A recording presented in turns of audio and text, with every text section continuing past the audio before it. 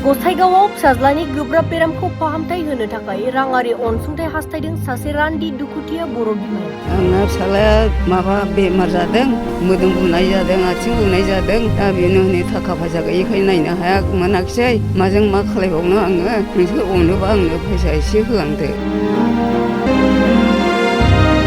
गसाइगाव महकुमानि सिङाव थानाय हास्रावबारि गामिनि थागिबि अशक नार्जारिया थांनाय दान मोनथाम सिगांनिफ्रायनो गोब्राब बेरामजों नाख्रेबजानानै दं। सम्पति मानि फानजोबनाय जाबाय, दा जेबो गैया आखाइयाव।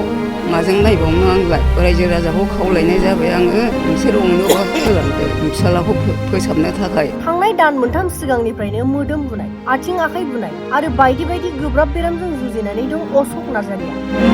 न'खरनि जा एसे बारि बागान, दाउ अमा बोरमा बायदि दंमोन बेफोरखौ फाननानै गुबुन गुबुन जायगाफोराव फाहामथाय लादोंमोन।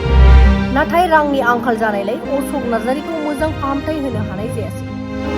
जायनि थाखाय दिनै रान्दि दुखुथिया बिमाया मेगनाव मोदै लानानै आखाइ खबजबनानै फिसाज्लाखौ मोजां फाहामथाय होनो आरो गोजौ फाहामथाय होनो थाखाय जायगानि एमएलए, एमसिएलए आरो रायजो राजाफोरनिसिम राङारि अनसुंथाइ हास्थायदों।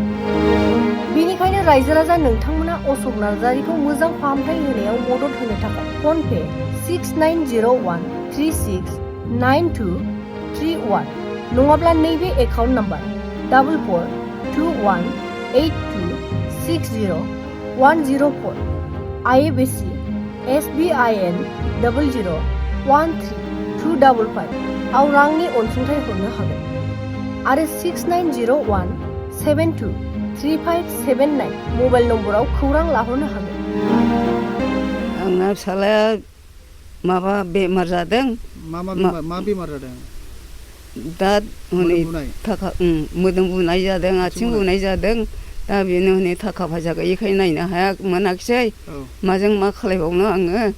नोंसोर अनोबा आंनो फैसा एसे होलांदो। फिसालाखौ फाहामथायनि थाखाय? फिसालाखौ नायनो थाखाय। न'नि सय सम्पति मा फानजोब्बाय गासैबो? सम्पति मानि फानजोबनाय जाबाय, दा जेबो गैया आखाइयाव। माजों नायबावनो आंलाय। दा रायजो राजाखौ खावलायो रायजो राजाखौ खावलायनाय जाबाय आङो, नोंसोर अनोबा होलांदो। फिसालाखौ फाहामथायनि थाखाय? फिसालाखौ फोसाबनो थाखाय। माने गोबावसै बेमाराव गोग्लैनाया?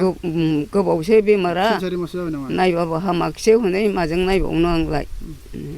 जानायाथ' बेमाराव जोंनि गामि मोनथिनायाव बियो आथिं बुदों आरो उदै बुदों। ओमफ्राय दा मा होननांगौथाय लिभार प्रब्लेम ना मा होननांगौथाय बुहुद डक्टरनाव लांबाय, बुहुद सिकित्सा खालामबाय। ओमफ्राय रजाबो कबिराजबो नायहोबाय।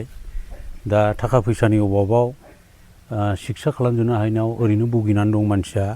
दा बिनिखायनो जों गामिनि जानानै बेखौनो आं रिकुवेस्ट खालामो सारमोननिसिम, जोंनि सरकारनि सारमोननिसिम,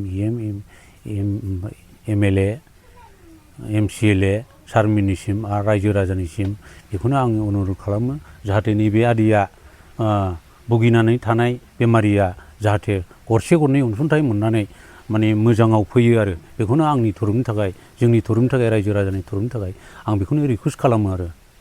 मा गामि? फानुवारि। नामा? नामा अशक नार्जारी।